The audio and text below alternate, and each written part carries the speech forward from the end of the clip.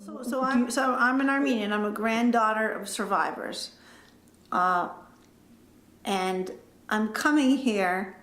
Am I coming here as the granddaughter of survivors?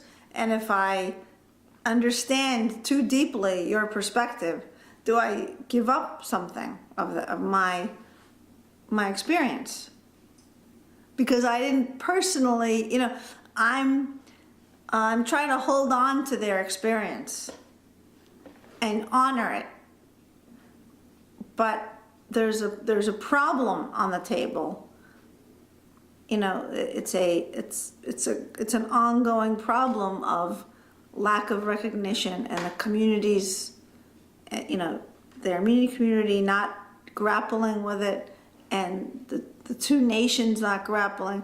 So, am I at risk of losing something in this conversation? Honoring my grandparents. I haven't really made an effort to get to know Armenian people just because I'm not near them usually.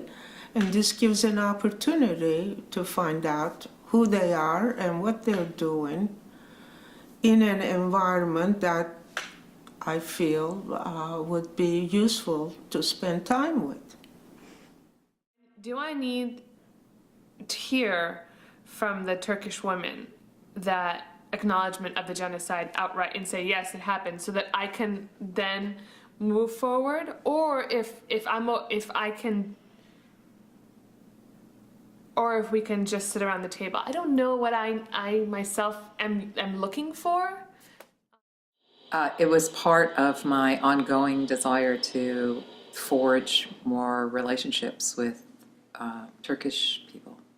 I already know a lot of Armenians, and I've never been part of a group like this, and I didn't know of any group like this, so I was just hooked by the idea of doing it. My mere curiosity of meeting people and listening to their stories. Because not at every meeting that someone will share a personal story, but when the opportunity comes up, someone will share something, and that will just help me understand.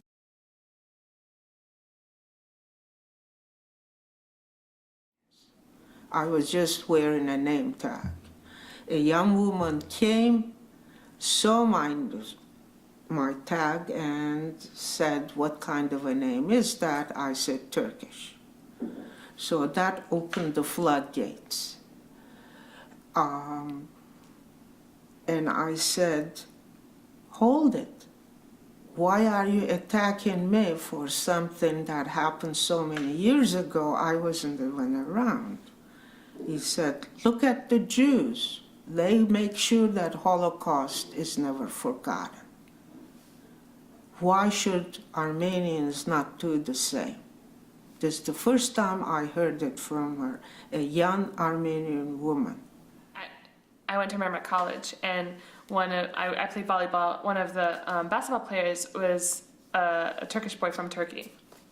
So I didn't really talk to him, but I emailed him, and I was like, "Oh, hi, I'm Armenian," and his response, he just had this awful response, and I thought, okay, I guess I don't need to. It basically was like, "Oh, this Turkish-Armenian question is all propaganda," and I was like, "Oh, I just was okay. I just was saying hi, but okay."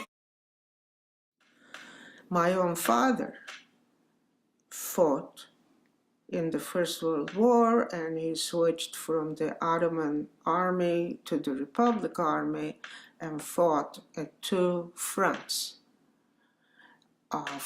during the Independence War. And I have his medal in my Istanbul apartment. So, but he never spoke about it. It was like, I wish, with my so-called progressive mind, I wish I could talk to him now. But as I was growing up, these were never discussed. What he fought or why he fought.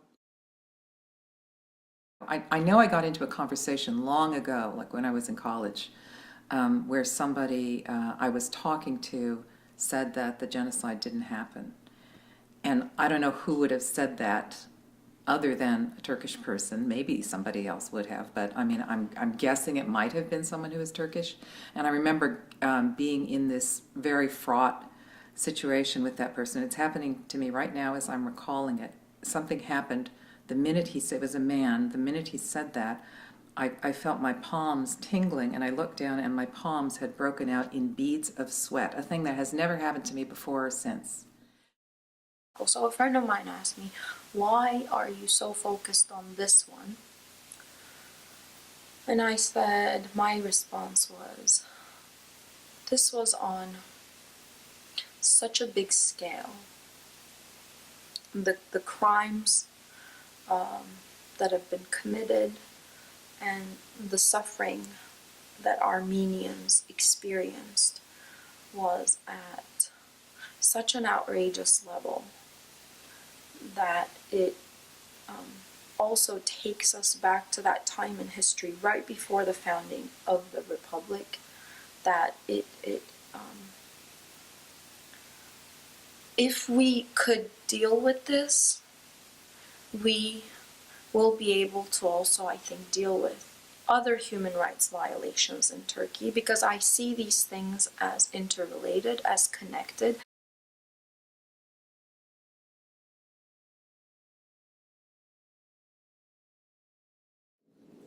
So I mean, I really feel like Turks and Armenians both have a very difficult thing back there to face. That we all have it, and I mean that's part of our bond in a way. We all have it. We look at it from different angles, but we all have it. If an individual has an injustice in their life, whether as a victim or a perpetrator, or, you know, partly both, or, you know,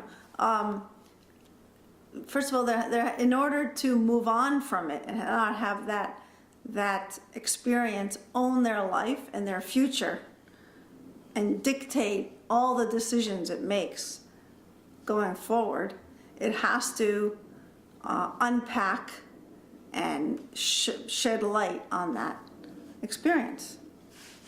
So otherwise, that experience is a you know, it's like putting a rug over it, but it's still this mountain in the middle of the room with a rug over it.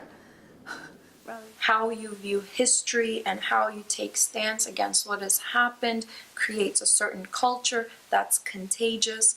I think the fact that we've had this culture of violence and then silence, of not speaking about it, has been contagious. That's why I think torture was so widespread in Turkey, and we can say it still is today. I think we need to change this culture of silence, the culture of shame, and I think we need to start speaking up about what has happened. So that's why I believe the Armenian genocide is a good place to start. And as I think about where my family came from, and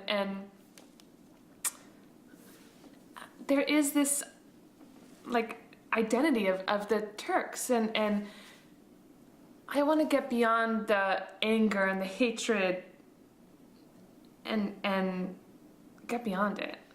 However, I do carry that, you know, that legacy, and my communities, Armenian American communities, you know, fight, I guess, for justice. And so I struggle, it's a struggle for me. And internally I struggle to, okay, how can we move forward? You know, as Armenian Americans in the US, how can I help my community move forward? And so I carry that on my shoulders. So I would be dishonest without mentioning that. I'm not saying create an amnesia and forget it, but accept it. I mean, sure, the government is in denial, but as people,